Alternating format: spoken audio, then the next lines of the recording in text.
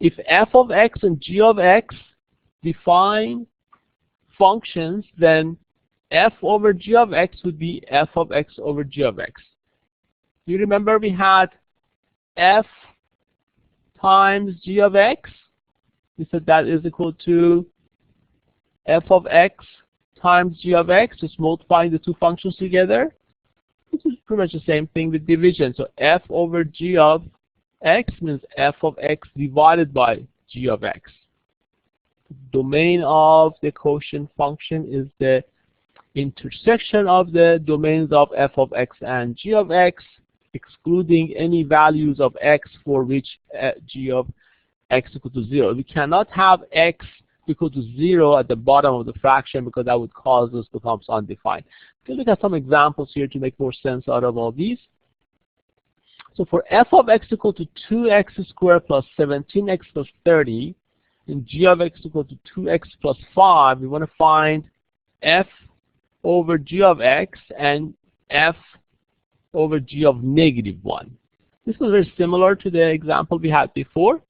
So f g of x means you just simply divide these two functions. You have to divide 2x plus 2 over 2x squared plus 17x plus 30. And we did this using the long division. So we can set up a long division here to find x plus 6. We call 2x squared plus 17x plus 30. We divide that by 2x plus 5. You can set up a long division here. What times 2x give me 2x squared? They give me x. If I multiply that, I get 2x squared, and then put plus 5x. I'm going to change the sign to its opposite sign to find the remainder. So here, what would be the remainder, anyone? We get 17x minus 5x, right? No, 12, right? 12x. 12x plus 30. Okay, and then what times 2x give me 12? That would give me plus 6. They give me 12x plus 30. Now the remainder would be 0. So as you see, we get x plus 6. So when we are looking at f over g of x, means you take the f of x divided by g of x, and in this case you have to use a long division. Now if you want to find f over g of minus 1, means you substitute for each x in this function, negative 1. So that's how you get 5. You could do this separately like I showed you before. F of g of minus 1 also means f of minus 1 over g of minus 1.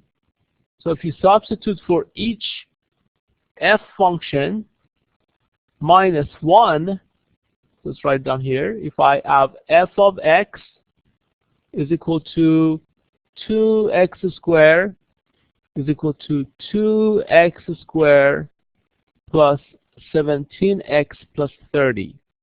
If I want to know what f of negative 1 is, you substitute for each x negative 1 in the f function. Okay, let's see what we get here.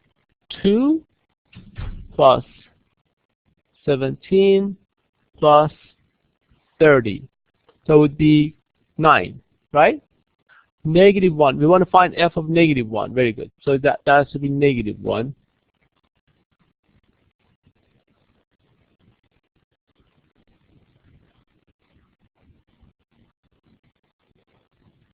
Okay, what do we get? We have 2 minus 17 plus 30. Is that right? 15? Okay. So here we get f of minus 1 is equal to 15.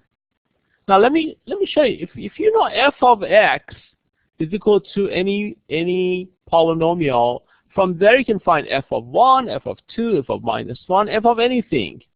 So if I were going to ask you to find f of, I'm going to write up here. If if I ask you to find f of y, how would you write f of y? What would be f of y is equal to anyone?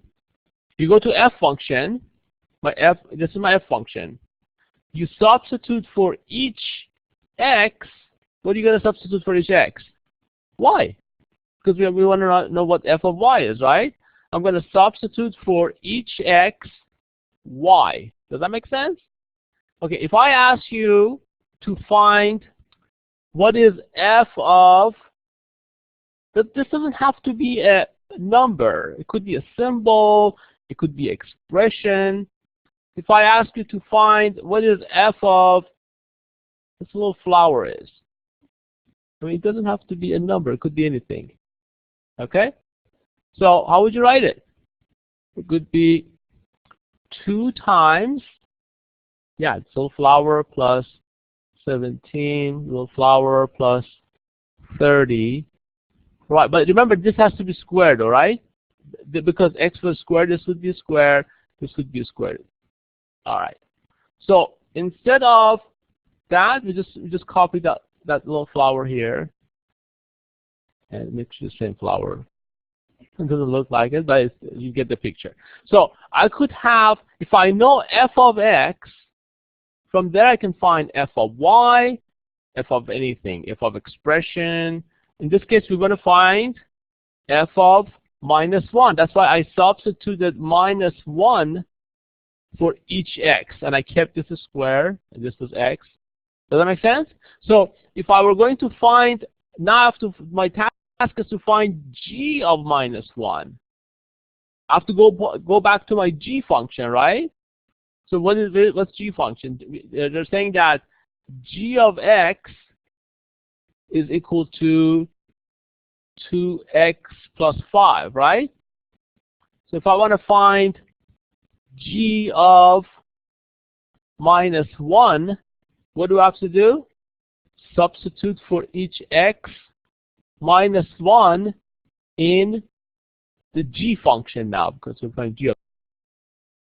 So that would be 2 times -1 plus 5. Does that make sense? That would be -1 here. So it would become -2 plus 5. That is equal to what? 3. So look what happened here. G of -1, we separate this and find g of -1 over f of -1 over g of -1. We got the same exact answer here as 5 as we did before by substituting -1 into f over g function. Do the same, so you can separate them and do it separately, or do it the way you see that.